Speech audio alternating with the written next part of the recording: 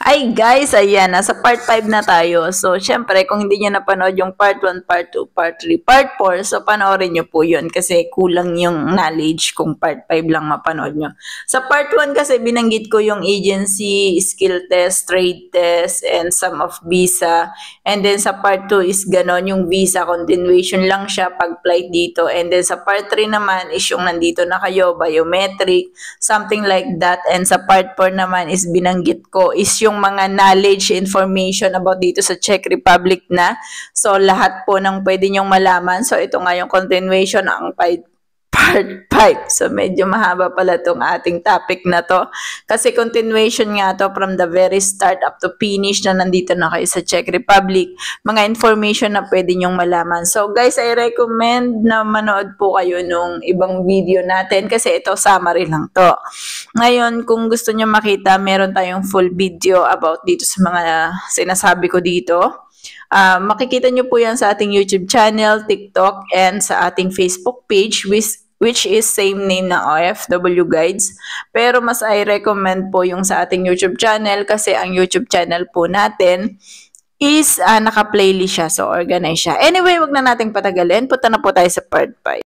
So, sa part 4 kasi binanggit ko is yung about knowledge dito sa Czech Republic and itutuloy lang natin siya. So, dito rin po sa Czech Republic, sabi ko nga sa inyo is meron tayong mga benefits na tinatawag. So, tingnan nyo rin yung mga benefits nyo. Wag lang kayo mag-focus sa inyong basic salary na pipirmahan dyan sa inyong job offer dyan sa Pilipinas. So, kung kayo nga ay aspiring OFW na gusto magpunta dito sa Czech Republic, tingnan nyo po yung inyong job offer kung ano yung mga benefits nyo. Kasama ba sa benefits nyo na meron kayong free accommodation, kagaya namin na meron din kaming halimbawa is 1 year free na benefits, yung benefits leisure, something like that.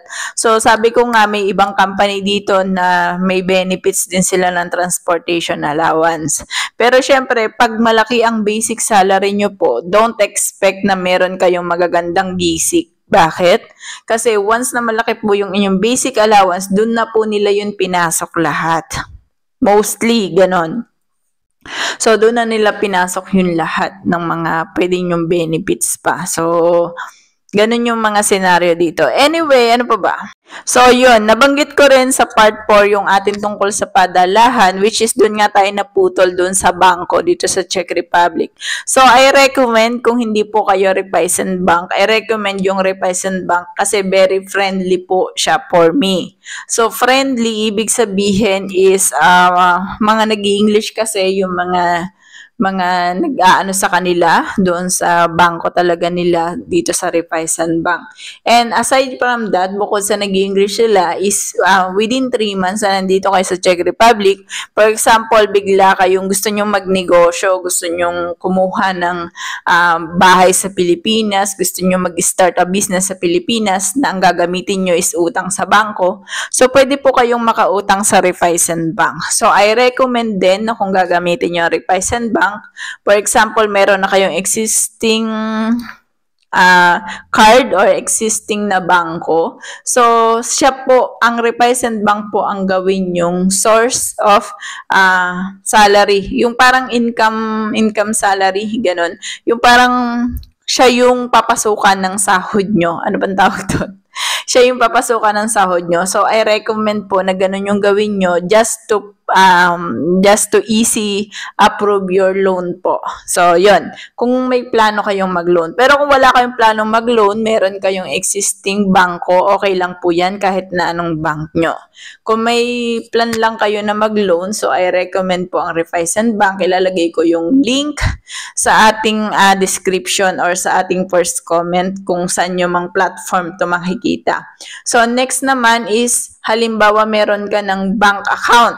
For example, dumating ka dito, binigyan kayo ng bank account. Kahit anong bank account pa yan, basta nandito sa Czech Republic, is okay lang. Tapos, magpapadala po kayo sa Pilipinas. So, guys, sa pagpapadala sa Pilipinas, dalawa po yung bangko na pwede nyong magamit. So, ang isa, isang Revolut. at ang isa naman isang Y. So, pwede rin na Remitly pero hindi ko pa siya na-try. So, yung Revolut hindi ko pa rin siya na-try pero kung gusto nyong i-try, pwede rin naman mas mura daw yung padala doon. Pero ako kasi is Wise po ako. So, ang Wise, once na meron ka ng card, ATM card, from dito sa bangko dito sa Czech Republic, so, pwede ka na po makapag-open ng Wise. Bakit kailangan mo muna ng card, guys? Kasi po, kakailanganin nyo yung information sa likod ng card, which is ang CVC, at saka yung date of expiration. So, kakailanganin nyo po yun sa pag-fill up sa Wise account nyo. So, paano mag-open ng Wise account?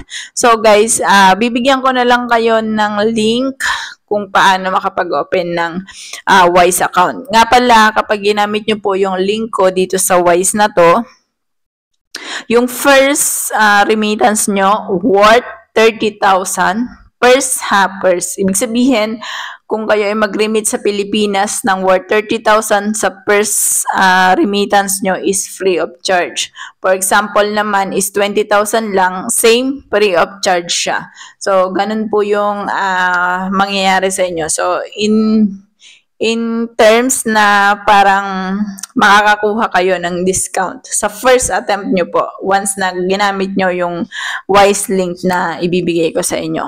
Next is, paano naman yung Revolut? Ang Revolut po is online siya.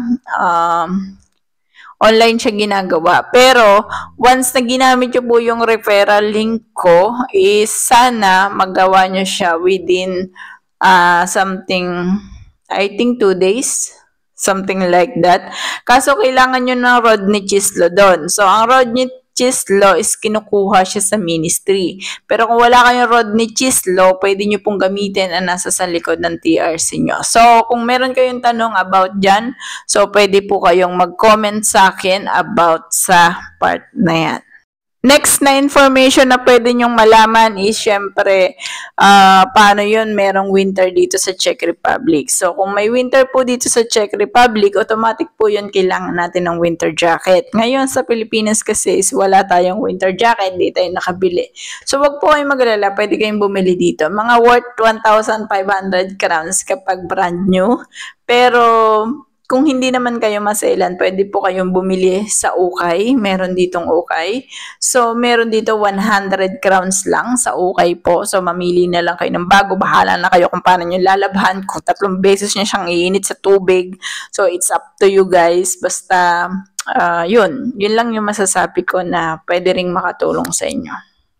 Next na information na pwede nyong malaman dito is medyo mahaba po ang ating taglamig dito sa Czech Republic, which is from April, May, June, July, August, hanggang second week ng September, mga ganun, is yan po is pwede kayong naka-t-shirt lang pag mga patanghali. Siyempre sa umaga naka-long sleeve kayo kasi malamig ang umaga, laging malamig sa umaga.